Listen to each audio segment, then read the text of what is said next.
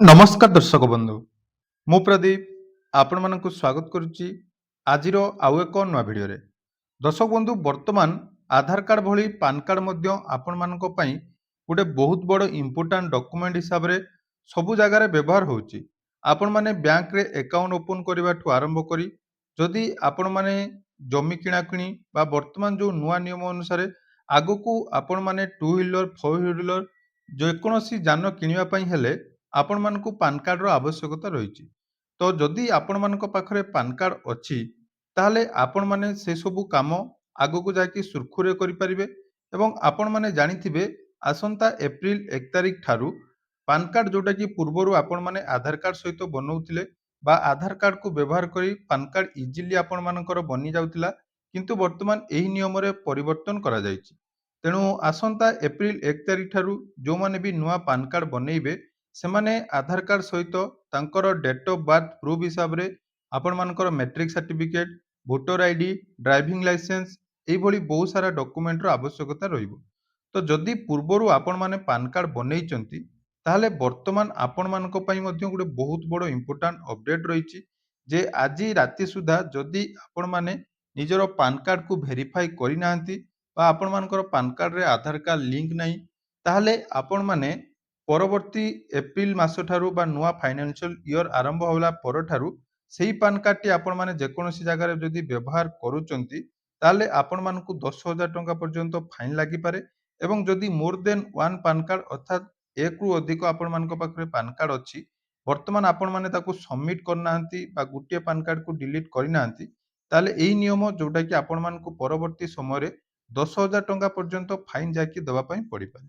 ତେଣୁ ଯଦି ଆପଣମାନଙ୍କ ପାଖରେ ପାନ୍ କାର୍ଡ଼ ଅଛି ଏବଂ ସେହି ପାନ୍ କାର୍ଡ଼କୁ ଆପଣମାନେ ବର୍ତ୍ତମାନ ସୁଦ୍ଧା ଭେରିଫାଇ କରିନାହାନ୍ତି, ତାହେଲେ ଆଜି ରାତି ସୁଦ୍ଧା ଆପଣମାନେ ନିଜର ପାନ୍ କାର୍ଡ଼ ଭେରିଫାଇ କରିପାରିବେ ଏବଂ ଆଜି ରାତି 6:30 ଠାରୁ ଆଗାମୀ 2 ଦିନ ପର୍ଯ୍ୟନ୍ତ ବର୍ତ୍ତମାନ ସମସ୍ତ ପ୍ରକାର ପାନ୍ କାର୍ଡ଼ ୱେବସାଇଟ୍ ବନ୍ଦ ରହିବ। ଆପଣମାନେ କୌଣସି ବି ନୂଆ ପାନ୍ କାର୍ଡ଼ ବନେଇ ପାରିବେନି କି ପାନ୍ କାର୍ଡ଼ ସମ୍ବନ୍ଧୀୟ କୌଣସି ବି ଜିନିଷ ଆପଣମାନେ ଚେକ୍ କରିପାରିବେ ନାହିଁ। ତେଣୁ ଆସନ୍ତୁ, ଯଦି ଆପଣମାନଙ୍କ ପାଖରେ ପାନ୍ କାର୍ଡ଼ ଅଛି, କେମିତି ଆପଣମାନେ ପାନ୍ କାର୍ଡ଼କୁ ଭେରିଫାଇ କରିବେ ଏବଂ ଆପଣମାନଙ୍କର ପାନ୍ କାର୍ଡ଼ ସହିତ ଆଧାର କାର୍ଡ଼ ଲିଙ୍କ ଅଛି କି ନାହିଁ ତାହା କେମିତି ଜାଣିବେ, ସେ ବିଷୟରେ ସମ୍ପୂର୍ଣ୍ଣ ଡିଟେଲ୍ସ ଆଜିର ଏହି ଭିଡ଼ିଓରେ ଜାଣିବା। ତା ପୂର୍ବରୁ ଯଦି ଚ୍ୟାନେଲକୁ ପ୍ରଥମ ଥର ଭିଜିଟ୍ କରୁଛନ୍ତି, ଭିଡ଼ିଓକୁ ଲାଇକ୍ କରିବେ, ଚ୍ୟାନେଲକୁ ସବସ୍କ୍ରାଇବ୍ କରିନଥିଲେ ଏବେ ହିଁ ସବସ୍କ୍ରାଇବ୍ କରି ପାଖରେ ଥିବା ବେଲ୍ ଆଇକନକୁ କ୍ଲିକ୍ କରି ଅଲ୍ରେ ସେଟ୍ କରିଦେବେ।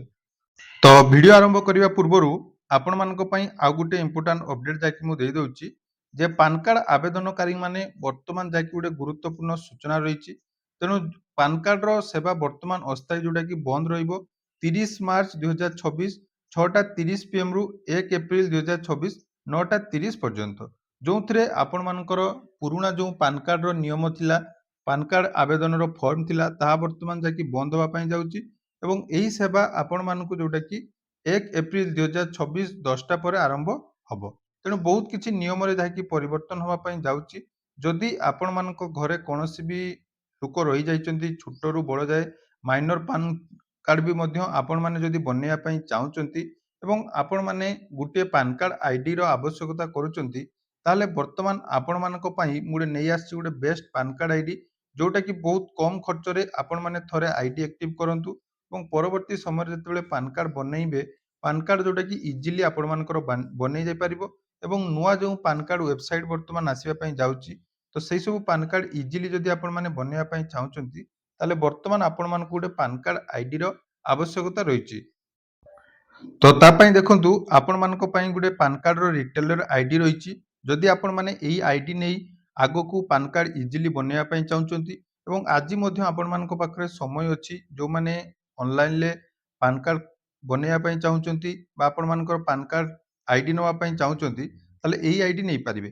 ସିମ୍ପଲ୍ ପ୍ରୋସେସ୍‌ରେ ଆପଣମାନେ ଘରେ ବସି ଯେଉଁଟାକି ପାନ୍ କାର୍ଡ଼ ଆଇଡ଼ି ନେଇ କେବଳ ଆଧାର କାର୍ଡ଼ରେ ଏହି ପାନ୍ କାର୍ଡ଼ ବନେଇ ପାରିବେ ଏବଂ ଏପ୍ରିଲ 1 ଠାରୁ ନୂଆ ଯେଉଁ ପାନ୍ କାର୍ଡ଼ ଆବେଦନର ନୂଆ ଆପ୍ଲାଏ ରହିବ, ଏହି ଯେଉଁଟାକି ଆପଣମାନଙ୍କର ଆଇଡ଼ି ଦ୍ୱାରା ଇଜିଲି ଆପଣମାନେ କାମ କରିପାରିବେ।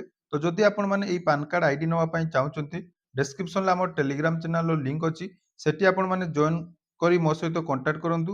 ମୁଁ ଆପଣମାନଙ୍କୁ ଯାଇକି ଏହି ପାନ୍ କାର୍ଡ଼ର ରିଟେଲର ଆଇଡ଼ି ଦେବି ଏବଂ ଏଥିରେ ଆପଣମାନେ ଯାଇକି ପାନ୍ କାର୍ଡ଼ ଆଗକୁ ମଧ୍ୟ ବନେଇ ପାରିବେ ଏବଂ ଆଜି ରାତି ସୁଦ୍ଧା ଆପଣମାନଙ୍କର ଯେତେଟି ମ୍ୟାକ୍ସିମମ୍ ପାରିବେ ଆପଣମାନେ ପାନ୍ କାର୍ଡ଼ ବନେଇ ନିଅନ୍ତୁ। ତେଣୁ ପାନ୍ କାର୍ଡ଼ ଆଇଡ଼ି ପାଇଁ ମୋତେ ନିହାତି କମେଣ୍ଟ କରନ୍ତୁ ଏବେ ଚାଲନ୍ତୁ ଜାଣିବା ଯେଉଁ ନୂଆ ନିୟମ ରହିଛି ଯେଉଁ ପାନ୍ କାର୍ଡରେ କେମିତି ଆପଣମାନେ ଭେରିଫାଇ କରିବେ ସେ ବିଷୟରେ ଜାଣିବା। ତ ଦେଖନ୍ତୁ ପାନ୍ କାର୍ଡ ଭେରିଫାଇ କରିବା ପାଇଁ ହେଲେ ସର୍ବପ୍ରଥମେ ଆପଣମାନେ ଇନକମ୍ ଟ୍ୟାକ୍ସର ଅଫିସିଆଲ ୱେବସାଇଟ୍ ଯୋଉଟାକି ରହିଛି incometax.gov.in ଏହାର ଲିଙ୍କ ମଧ୍ୟ ମୁଁ ଆପଣମାନଙ୍କୁ ଡେସ୍କ୍ରିପସନରେ ଦେଇଦେବି। ଏଠି ଦେଇ ସାରିଲା ପରେ ଦେଖନ୍ତୁ ଏଠି ତଳକୁ ଆପଣମାନେ ସ୍କ୍ରଲ୍ କରିବେ ଯୋଉଥିରେ ଆପଣମାନଙ୍କୁ ବିଭିନ୍ନ ପ୍ରକାର ଅପସନ୍ ରହିବ। ଏଠି ଆପଣମାନେ ଇନଷ୍ଟାଣ୍ଟ ପାନ୍ କାର୍ଡ ବନେଇ ପାରିବେ। ତ ସେଠି ଯେଉଁ ଅପସନ୍ ଗୋଟେ ରହିଛି ଭେରିଫାଇ ପାନ୍ ଷ୍ଟାଟସ୍, ତ ସେଇ ଭେରିଫାଇ ପାନ୍ ଷ୍ଟାଟସ୍ ଅପସନରେ ଆପଣମାନେ କ୍ଲିକ୍ କରିବେ। ଯେତେବେଳେ ଭେରିଫାଇ ପାନ୍ ଷ୍ଟାଟସ୍ ଅପସନରେ କ୍ଲିକ୍ କରୁଛନ୍ତି ଏଠି ଦେଖନ୍ତୁ ପ୍ରଥମେ ଆପଣମାନଙ୍କର ପାନ୍ କାର୍ଡକୁ ଏଠି ଭେରିଫାଇ କରିବା ପାଇଁ ପଡ଼ିବ। ଯୋଉଥିରେ ଆପଣମାନଙ୍କର ଡକୁମେଣ୍ଟ ଆପଣମାନେ ଡିଟେଲ୍ସ ଦେବେ। ପ୍ରଥମେ ଗୋଟେ ଦେଖନ୍ତୁ ପାନ୍ କାର୍ଡ ନମ୍ବର ଦେବେ, ତାପରେ ଆପଣମାନଙ୍କର ଫୁଲ୍ ନେମ୍ ଦେବେ, ତାପରେ ଦେଖନ୍ତୁ ଏଠି ରହିଛି ଆପଣମାନଙ୍କର ଡେଟ୍ ଅଫ୍ ବାର୍ଥ ଏବଂ ମୋବାଇଲ ନମ୍ବର। ଯୋଉ ମୋବାଇଲ ନମ୍ବର ଆପଣମାନଙ୍କର ଲିଙ୍କ ଅଛି ପାନ୍ କାର୍ଡ ସହିତ ସେଇ ମୋବାଇଲ ନମ୍ବର ଏଠି ଆପଣମାନେ ଦେବେ। ଦେଇ ସାରିଲା ପରେ ଦେଖନ୍ତୁ କଣ୍ଟିନ୍ୟୁ ଅପସନରେ କ୍ଲିକ୍ କରିବେ। କଣ୍ଟିନ୍ୟୁ ଅପସନରେ ଯେତେବେଳେ କ୍ଲିକ୍ କରୁଛନ୍ତି ଆପଣମାନଙ୍କର ଯୋଉଟାକି ଗୋଟେ ଆଧାର କାର୍ଡ ରେଜିଷ୍ଟର ମୋବାଇଲ ନମ୍ବରକୁ ଆପଣମାନଙ୍କର ଗୋଟେ ଓଟିପି ଆସିବ। ତ ଦେଖନ୍ତୁ ଏଠି ଆମେ ଓଟିପି ଯାଇଟା ଆପଣମାନଙ୍କର ଆସିଥିବ ସେ ଓଟିପି ଦେଇଦେବେ। ଓଟିପି ଦେଇ ସାରିଲା ପରେ ଭ୍ୟାଲିଡେଟ୍ ଅପସନରେ କ୍ଲିକ୍ କରିବେ। ଦେଖନ୍ତୁ ଯେତେବେଳେ ଭ୍ୟାଲିଡେଟ୍ ଅପସନରେ ଆପଣମାନେ କ୍ଲିକ୍ କରୁଛନ୍ତି ଏଠି ଆପଣମାନଙ୍କର ପାନ୍ ଷ୍ଟାଟସ୍ କ'ଣ ଦେଖାଉଛି ନା PAN is active and details are as per PAN.